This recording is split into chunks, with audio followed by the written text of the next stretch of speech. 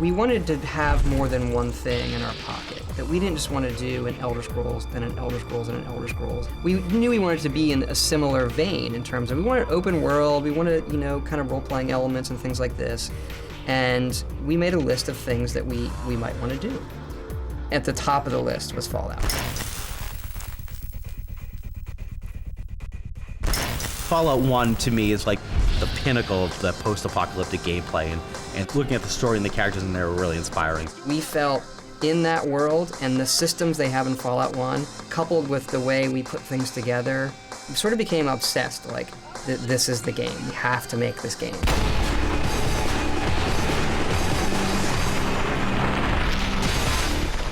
A bunch of the people who run the company knew the people at Interplay, and we pestered them, like, are you guys using Fallout? They weren't doing anything with it. Can we do something? And eventually they said yes. It's now ours, and we have always taken the approach that Fallout 3 is being made as if we made the first two. Well, that means we do what we do, which is we reinvent, we look at what works, what didn't. We're not afraid to make changes, we're not afraid to try new things, and we're gonna try and sort of move the genre forward and move gaming forward.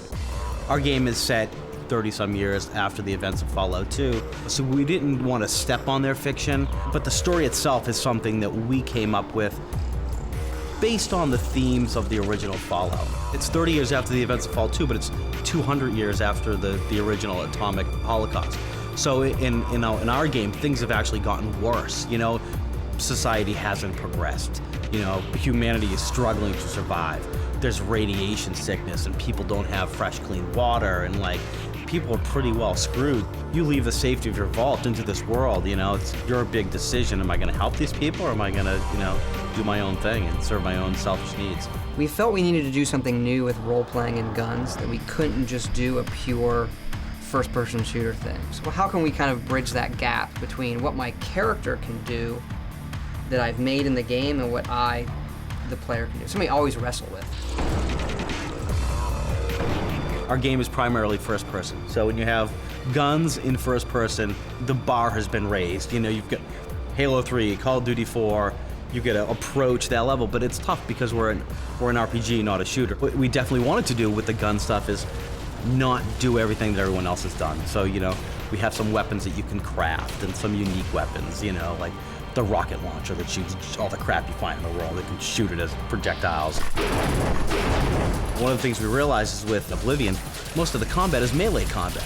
So everybody's, charging you in up close and personal. Not so with guns. People stay back, they take cover. We really had to compensate for that. What we're doing technically with Fallout 3, we're drawing twice as much stuff on the screen and faster, right? So our actual ability to put things on the screen and have them look cool or be cool or do more with characters, explosions, whatever we want. It's, a large factor above Oblivion. Our problem is we can't stop ourselves. Fallout's one of those examples of the game, when we started, was about half the size. I look at the game overall, and it's remarkably similar to, what we had envisioned. There are some really big plot points that changed for the better. You emerge from these vaults, and you don't know what's happened. So it's the optimism of this retro 50s world, and it's all destroyed. That people are still getting on.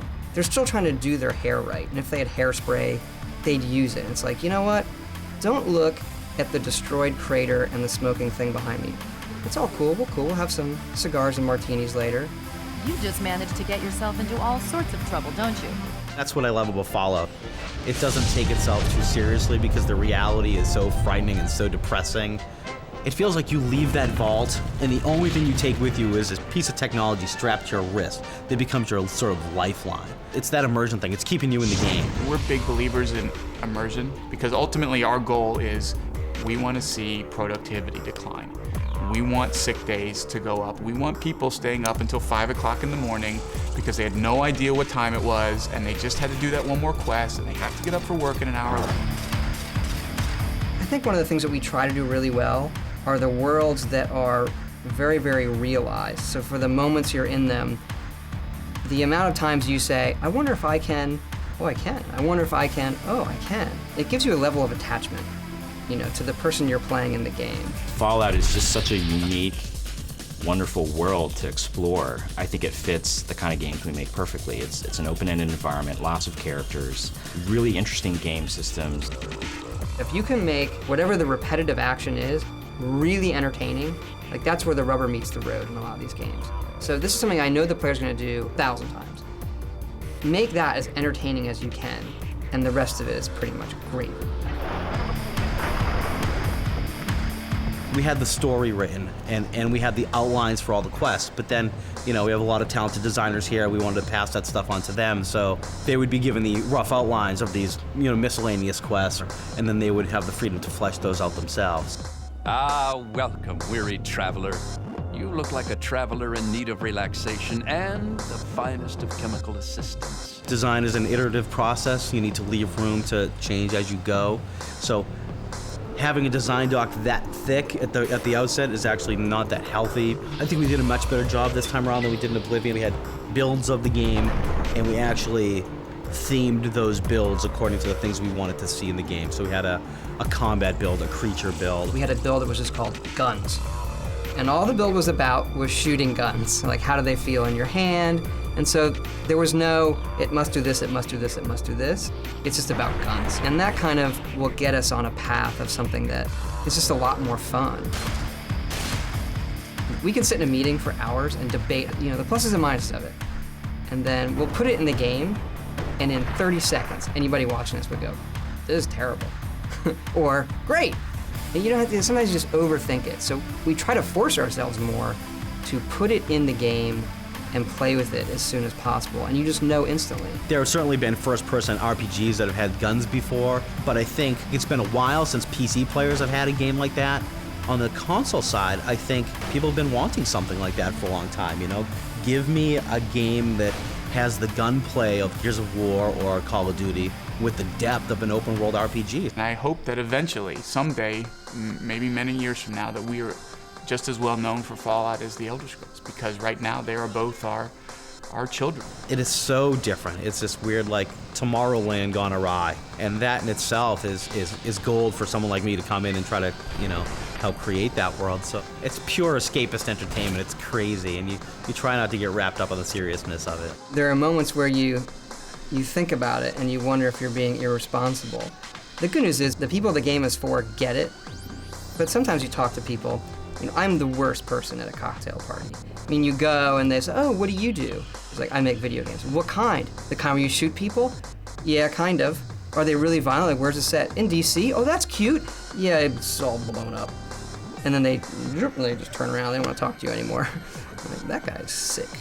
It's the signature of a Bethesda game studio game is you're gonna have a big open-ended world.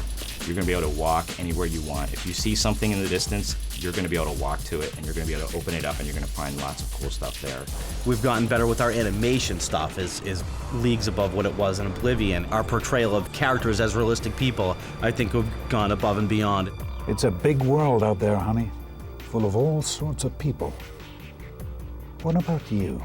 What sort of person are you going to be? It's very, very interesting that there's a group of people who have hope for what's left of humanity. It's a very compelling story, and the young hero or heroine has to go through a series of tests, both ethical and moral as well as physical, and I think it's very, very good. Despite the destruction and despite like how depressing some of the scenes may be, they're a pure charm, and some of those are like violence done in ridiculous manner. And some of those are a line somebody says. Moriarty pisses in his still. Crazy bastard thinks it's hilarious. There are very few ideas that you can't put into a Fallout game. You know, something else that's more serious fantasy, you'd say, nah, wrong flavor. But here, you know, you can have a robot that goes around asking for friends and cutting their heads off, or, you know, anything you want to do. Being private and publishing our own stuff lets us take risks that a lot of people can't. We're in a pretty fortunate position of having the time and the creative freedom to do games like this. We sort of feel like we like it a lot, and if we execute it well, it'll find an audience that it makes us enough money to do the next game. You have a smaller group of people, they tend to cling to each other a little more tightly. We tend to believe in each other a little more. Sort of the idea that it's us against the world. No other help is coming. If we're gonna get it done, it's gonna be the folks here. And when I started in '99, it was a little group of folks. The development team was 10, 12 guys. It was Todd and his small little band working away on Morrowind then. Even though we've grown and gotten a lot bigger, I don't think we've lost that feeling. I think that there are enough of us from those days, and just about everybody from that first team is still here. Someone was playing and did the Megaton quest, and it was priceless. He just hit the switch, and you see the mushroom cloud in the background. He just sort of sat back in his chair, and with this big smile on his face. And then he checked his Pip-Boy to check his karma. It said evil. I said, yep, that'll do it. That's a pretty big element in the game. When you do something evil, we've tried to make it very visually entertaining, and then the game tells you, you've lost karma, you're a bad person. That was a lot of the reason we wanted to make it. It was, oh, this is just so cool. And the pushback that I would get, that's like 10 years old. I'm like, cool is cool forever, man. This is gonna be cool 50 years from now.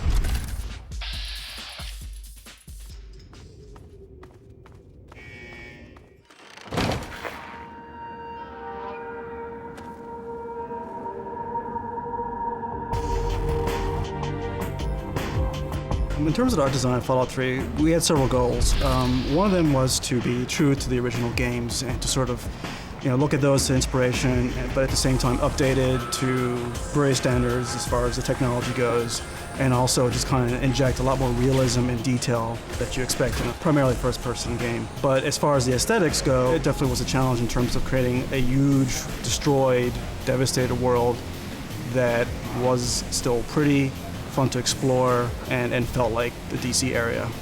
I try to draw what I see in my head, and the part that I see the clearest I tend to draw first. So I try to make things very story-driven, and that'll help me when I'm really, really stumped. I'll say, all right, what do I see in my head?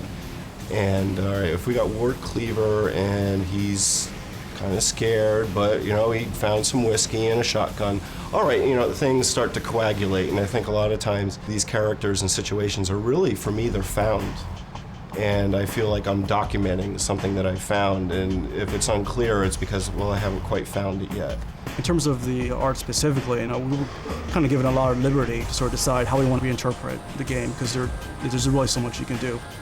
Jumping up from 64 by 64 pixel sprites to full screen things. So a lot of it was just based on instinct in terms of the artist, and if we're going to redesign a certain character, if we were going to take Mr. Handy and what's the new Mr. Handy going to look like? It's like, we wanted a connection there, but at the same time we want to do something new and take it in a new direction, give it a new spin just to make it feel a little more fresh. I have an interest in all things 50s because I think there's a certain charisma with the music, with the automobiles, with the clothing style, the sort of jet set Frank Sinatra Rat Pack in a flying car with a martini in one hand and he's going to a big band concert. There's something that's always fun about that. And so designing any of these characters and then throwing them into the wasteland, the dark humor kicked in for me when I imagined Ward Cleaver being pushed out of his bunker, and now he's in the wasteland and he's looking for fresh tobacco for his pipe, and here comes a raider over the top of the horizon. What better kind of thing to draw do you have? I mean, that's a comic book in itself. In the game design, there's an underlying tone of humor which is appropriate for the franchise, for Fallout. It's definitely a staple of it. How we reflect that in the artwork is more subtle, but there are little things that, for example, we were trying to come up with a list of, all right, what sort of objects and clutter items can we use in our urban landscape in DC, just to fill it up, to clutter it up.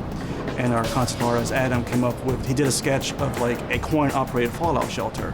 It's just like a little steel tube that if you put 50 cents in, go in and close yourself in, you're in a little one-person fallout shelter in case the bombs happen to drop when you're out shopping and downtown or something like that. And it's a ridiculous idea, but it's thematically very appropriate for sort of like the culture of the time period, the 1950s kind of naivete that we were trying to achieve.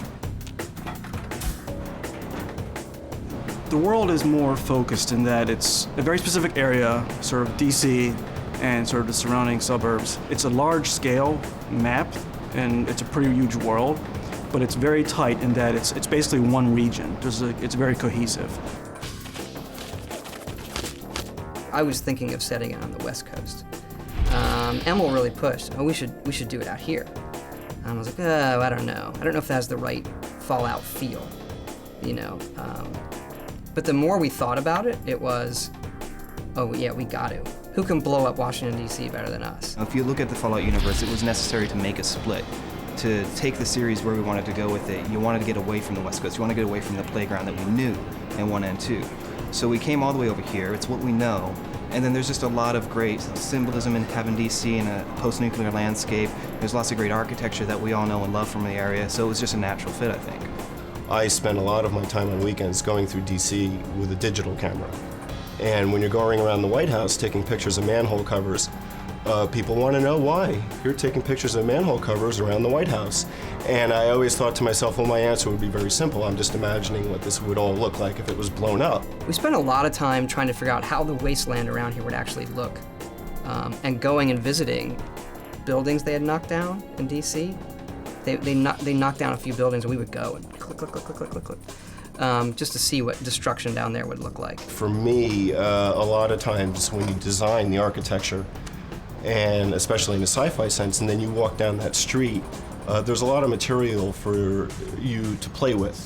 Looking at a lot of buildings, I would walk in Adams Morgan and I'd see a cluster of houses and I'd say, wow, that's amazing. All right, we put a lot of chrome flanges on them, but just the configurations of things would give you ideas and one would bounce off of the other. So it was a continuous process. We were able to really stick to the modern vision of DC with just these quirks, this Art Deco stuff that never existed in our world that would have existed in their world if we extrapolate on what these people and their core values are important to them. So the Googie architecture and stuff like that, that all appears. It's there on the sides of the buildings and it's sort of tacked on. So you'll see an ancient neoclassical building that's got metal barricading just sheeted onto the side of it in case of a nuclear strike, like profiteering third-party companies putting coin-operated vault shelters on the side of the street so you can put a quarter in case there's a blast and hide in there. Just lots of neat little things like that we try to do. The landmarks we use and the flavor of it, if you're from around here, there's enough of it where you get it, but not so much that it's any sort of handicap to someone who isn't. And the fact that we kind of had an alternate history helped a lot. So because the Fallout universe splits around 1950, we could take great liberties with DC. So we have all these books in Washington, D.C. So that the things that were pre the time when we split, we're careful about after that. You know, if a certain thing was built after that, we try actually not to even have it. Or we'll build it in a different way, in a way that we think suits the game better, and our excuse can be, well, in our timeline, they built it different. All the majors are there, right? We've got the Jefferson, plays a big part, the Washington, the Lincoln, the Capitol, the White House. More contemporary stuff like the Air Force Memorial obviously wouldn't be there in their world. But we do try and capture inspirations of some things. We have so much fun doing this. It's almost a guilty pleasure for us. It really is the best job in the world. So it's like you feel kind of guilty in the game or like in the Capitol building fighting super mutants and like, you know, body parts are blowing up. And it's just a big joke. You know what I mean? It's pure escapist entertainment. It's crazy, and you try not to get wrapped up on the seriousness of it. It's a massive world, and there's a lot of small elements that have to be individually created, which will all come together at some point to sort of finish off the spaces, all the cluttering, all the architecture, all the environments, the lighting, the effects. There are so many elements, and that, you know, a lot of it is just kind of, you know, guessing, okay, whoops. That was a big one. A major storm swept through the area. There were 4 separate reports of tornadoes across the region. Get back to that thing. You don't need computers. Draw it up. Where are you going? Build the triangles and frame rate. We had some electric storms pass through and basically down power lines, trees went down. It was pretty insane. We lost power for a good, I would say about 8 to 10 hours. It happened around 3 o'clock yesterday. It's a little weird because usually, you know, when it rains around here, we do lose power for like a brief 2-3 minutes. So, you know, it was kind of like business as usual, but then the power never came back. At this point, I don't see a lot of changes affecting, like, you know, data side.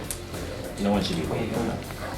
And if it's that important, we'll bring it over. We have a big milestone coming up next week. So that meeting actually was all about how do we get the game ready for this milestone? And, you know, there are people who will stay here as late as they need to and to get stuff done. We've had stuff like this happen before. We've put builds on planes and flown people, you know, to save time. It's amazing the things that you'll do to get things done. When the power went out the other day, a bunch of us went over to the, like, well, let's get out of here, the power's out. So we went over to the supermarket, and the power was out there. But they had enough emergency power to run the cash registers. So they're feel free, you can buy whatever you want, but all of the aisles are dark. So I start walking the aisles, and I you know, do you have like a, you know, the Starbucks bottle thing? Something? I need some coffee. So we start wandering the aisles, it's all pitch black, and I'm using my iPhone as like a flashlight. And I said to one of the guys, like, this is how the world ends, man. This is cool. Like, we're in the game. Like, what else should we get? And one guy's like, antibiotics. You know, like, get antibiotics before food. And we're like working it out in the aisle at Safeway just the other day. So yeah, sometimes it creeps into your head.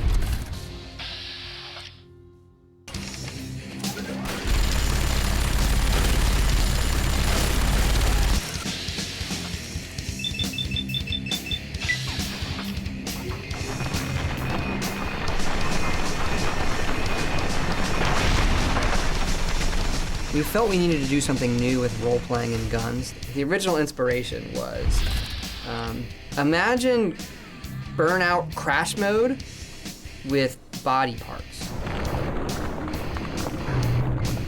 And we talked about it, and Emil came up with the name.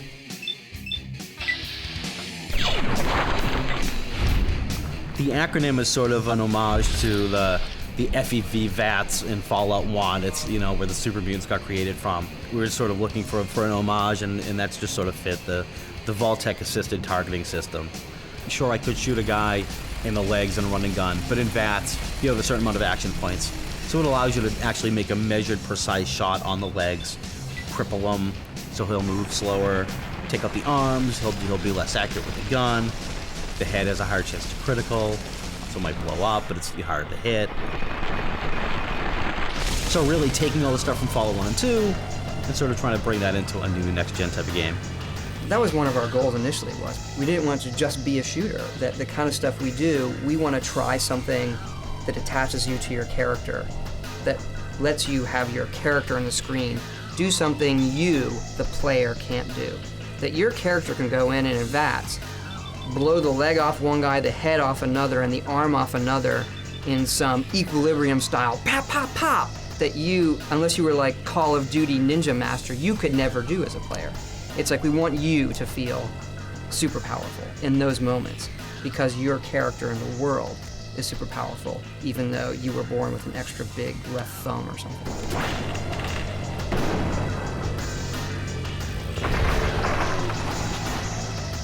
Todd's fond of saying that great games are played, not made, and that's certainly true because we knew what we wanted to do with it. We knew we wanted to have the ability to queue up shots at somebody on specific parts of their bodies and then play that back in a cinematic fashion.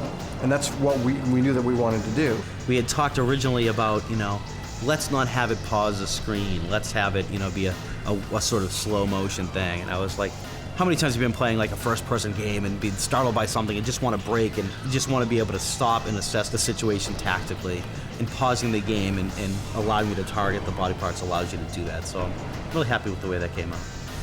We'll put something in with as many dials, tuning things as we can, and then we'd sit there and tune it week by week to, well, now it's more like this. And then people will say, well, how should I be using it? I don't know. Go use it and then tell us what you think. And the one thing everybody loved were the playbacks, you know, when people died in fabulous ways or showed your character doing something really cool. So we had to separate VATS really into two entities. One was the gameplay part of it, the numbers. What is my character doing when he shoots your arm? What are the numbers? How fast do I get him back? And then there was the playback, which all went to art in terms of being a cinematic joy buzzer. The thing that excites me most is the combat, the violence content especially. It is a fantastic amount of fun to get a shotgun and blow a mutant's head off in slow motion and watch the eyeballs go flying all over the screen.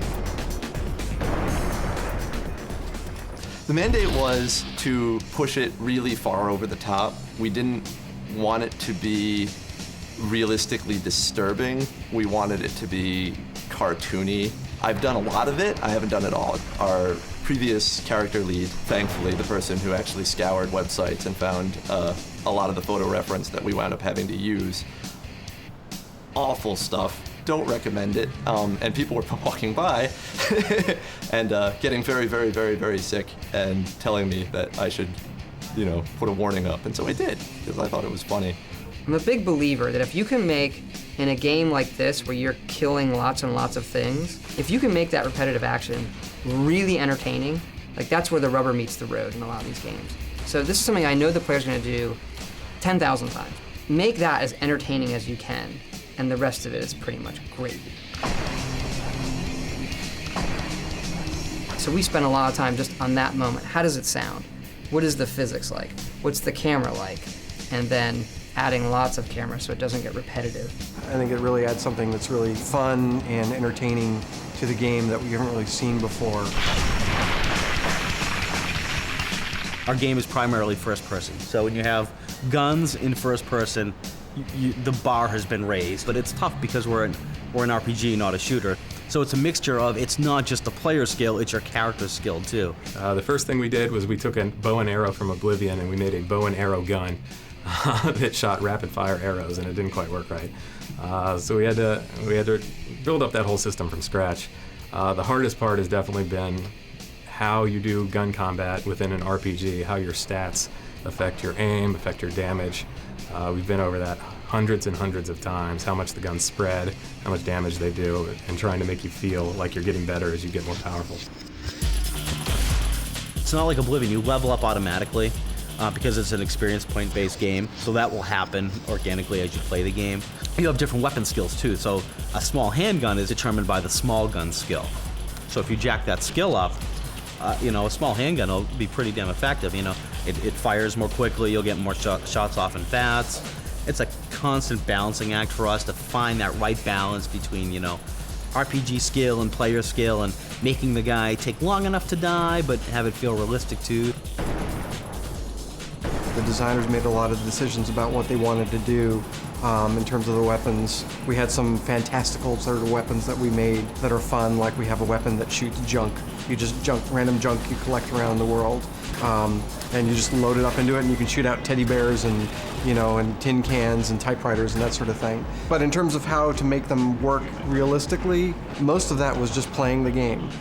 We have a lot of numbers, we can adjust the numbers, how fast does this weapon fire, how long does it take to reload it, what sorts of ammo does it take, the animations and all that are all done by the art department, but mostly it's feel in terms of how the weapon works, as opposed to this is exactly how this particular weapon in the real world fires. You want to make it, you know, again, you want to make it fun to play and compelling to play. What we definitely wanted to do with the gun stuff is not do everything that everyone else has done. So, you know, we have some weapons that you can craft and some unique weapons, you know, like the railway rifle that shoots railway spikes, and, you know, so we had a lot of fun with doing that type of stuff. Our lead artist, Esteban, that guy's from Mars, man. He can do anything. And he designed a lot of the guns, the laser rifles. You could build that thing. He knows how it works. It's that part of it that I think maybe people don't see behind the scenes when we concept the stuff, you know. And we know what the knobs do. In the original games, there's actually Pip-Boy, who is the mascot of the device. So the device is Pip-Boy, and there's also a little Pip-Boy guy. It's like your link to survival. It's this device you have that's helping you manage your life. It feels like you leave that vault, and the only thing you take with you is this piece of technology strapped to your wrist that becomes your sort of lifeline. What's really fun is when you just have like your stuff in the Pip-Boy, or you're looking at a stat, and it can be very dry if you just lay them out on paper. This is what strength does, this is what intelligence does, and here's this perk called Animal Friend, and it will make animals not attack you. But when you pull it up in the game, that's your Pip-Boy flips up, it's this retro device, and it says Animal Friend, and it has this stupid picture of Vault Boy with like this giant rabbit, and there's like, you know, like, it's funny. And so it makes the act of looking at your character's stats another thing the player does all the time. They kill things all the time, and they look at their stats all the time. So you make both those things entertaining. We spent forever on the Pip-Boy. Compared to the previous projects that I've done here, which was the Elder Scrolls series, where everything is medieval fantasy and magic and swords and sorcery and things like that. Fallout 3, everything is rusty and metal and broken. So from a sound perspective, it's a lot more fun because there's a lot of Foley work that I can do that I couldn't do before, including machinery.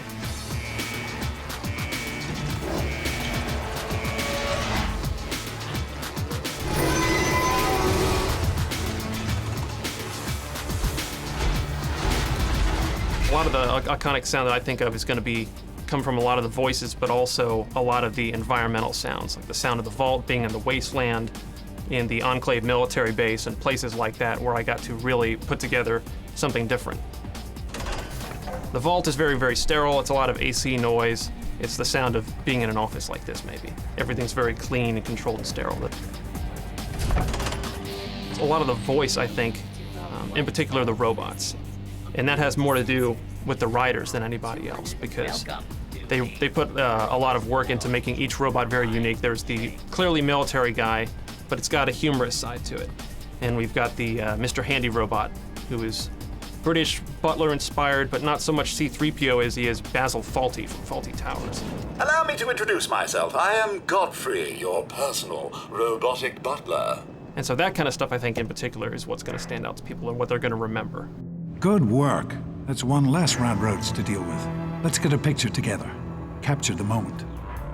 Most of the casting was actually done here, just right in over here in our little booth. There was a little bit done in LA as some of the bigger names like Liam Neeson. There you go.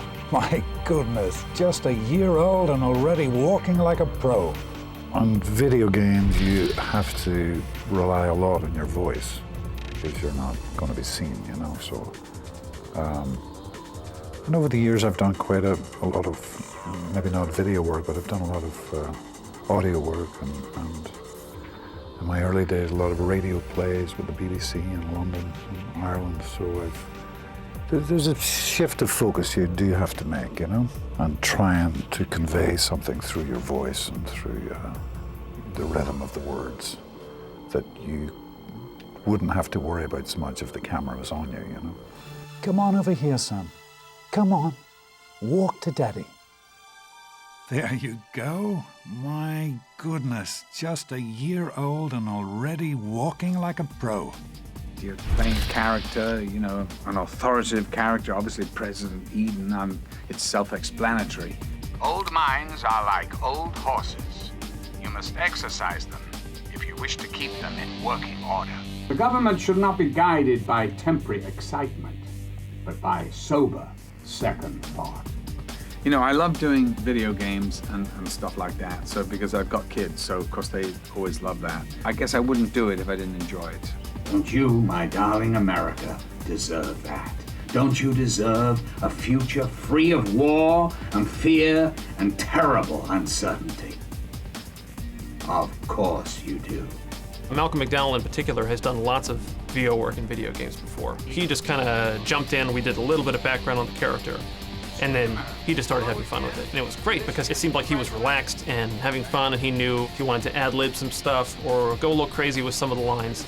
It's good that way because it almost seems to me that video game acting is kind of like makeup for a stage performance. You kind of have to exaggerate things a little bit. When they go a little bit more over the top sometimes, it seems like what you and I would consider normal in a film. And whereas when you hear it just by itself, you're like, man, I don't know, that's gonna stand out like a sore thumb. But in the context of the game, it's great. So I felt like that's what Malcolm McDowell brought to the project as well. You're simply existing, America. Postponing death for a day or two. Well, I'm gonna tell you, right here, right now, those days are at an end. The Enclave is back, America. We've brought clean water with us.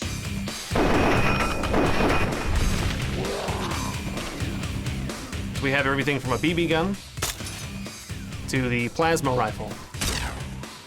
Not to forget the Fat Man, the miniature nuclear bomb launcher.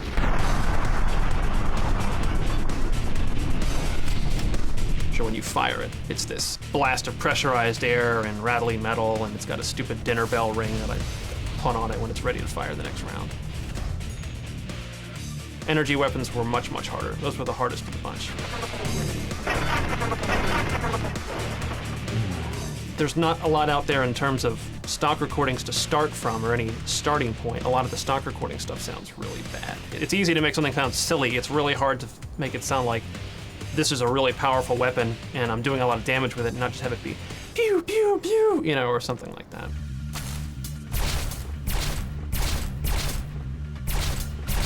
Okay, well, I'll actually start with the stock, with the weapon recordings, in fact. But I'll take the low end of this one. This one has a real heavy, boom, low end slap, you know, that you're gonna hopefully feel in your chest every time you shoot it. And then the high end of this one, and then a little bit more of it is Foleyed. So I'll show you a few of the items I've got here. This is the booth where we normally record all the voice actors. So it's usually just one voice actor in the chair, script in front of them, and then the mic, and then me in the other room directing. But I also use this room for a lot of the in-house Foley recording that I do. And a lot of it is not necessarily something that I know right away what I want to record for the game. Like there's a specific robot or a specific gun or any kind of thing like that. Usually it's something at the beginning of the project, and I'll come in, find a bunch of props, whatever I think I can find from construction sites around the office, stuff like that, things off the loading dock, and just record, making every little sound. I bang on things, I bend it, and file it all away in our sound effects library for later. And then as the game progresses, as I need to find something to use that sound in, then it's on hand, and then hopefully I've got it organized and named in such a way that I can find it when I need it. So one thing I found during this project was I got one of these 5-gallon water jugs from one of the nice folks up in QA. And I just found if I kind of inserted the neck of the bottle without hitting the microphone, and you get this massive, kind of real deep chest bass sound if you just tap it very, very lightly on the bottom.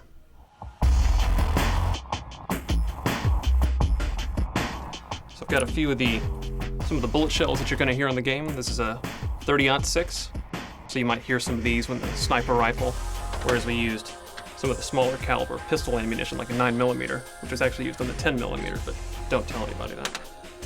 Classic Fallout sound, bottle caps. So every time you get bottle caps off of somebody, or give them bottle caps, or just pick them off a dead body, you're going to be hearing these. And these are just a different assortment of beers that I drank and saved up. And so it's basically just me passing them from one hand to the other, and that's about it.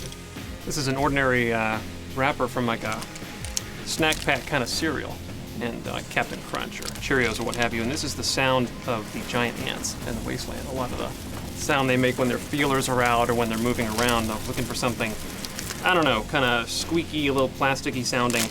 And I'm basically just taking this thing and then scrunching it all together. And it makes all these little squeaks and rips and tears and stuff like that. So it's a lot of that mixed with other pieces of plastic and clear wrap and liquids and things like that for the ants. For some of the weapons, a lot of them are me just banging on HVAC ductwork.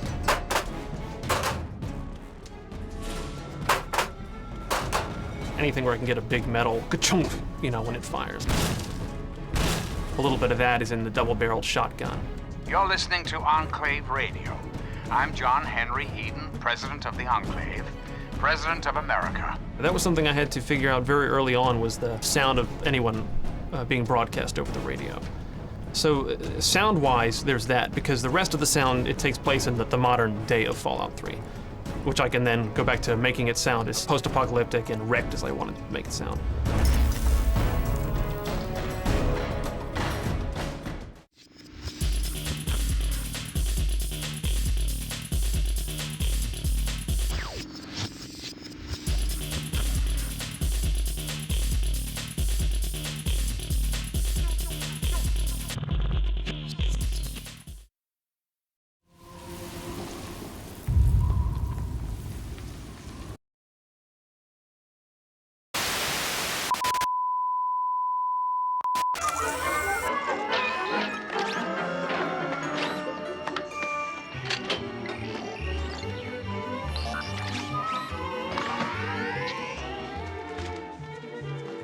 Our American way of life.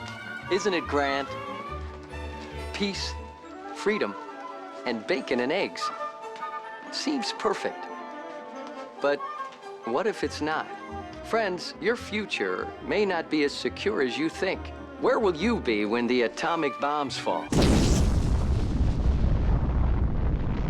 You can secure your family's future by reserving a spot in a state-of-the-art underground vault from Vault-Tec. That's right, Bob. Act now, and your family can wait out the horrors of nuclear devastation. And Doris, the vault will have all the amenities of your modern-day home, and it's attractive.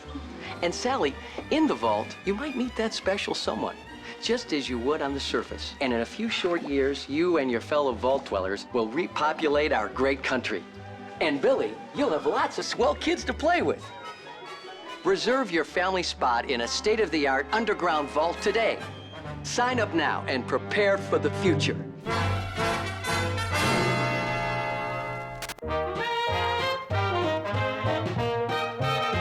I love those dear hearts and gentle people who live in my hometown. Because those dear hearts and gentle people will never ever let you down.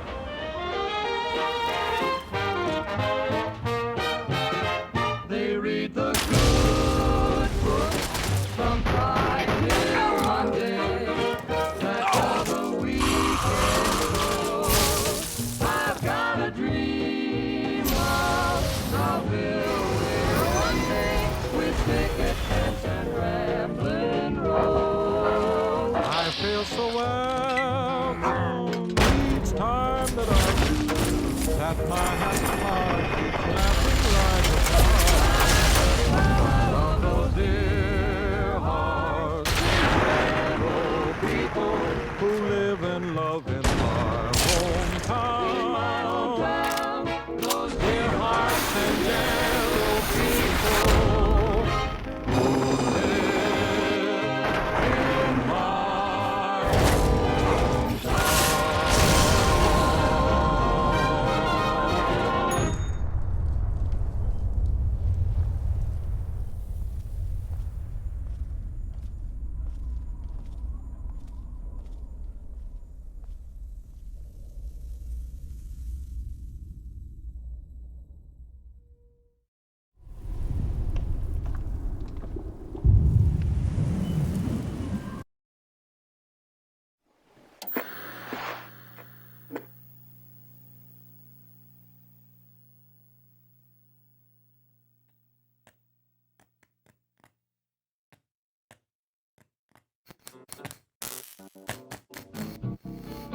I don't want to set the world on fire. I just want to start a flame in your heart.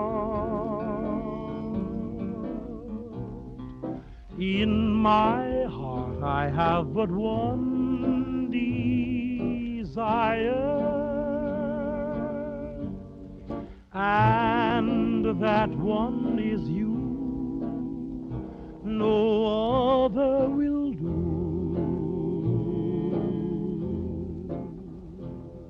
I've lost all ambition for worldly acclaim. I just want to be the one you love. And with your admission that you feel the same, I'll have reached the goal I'm dreaming of. Believe me, I don't want to set the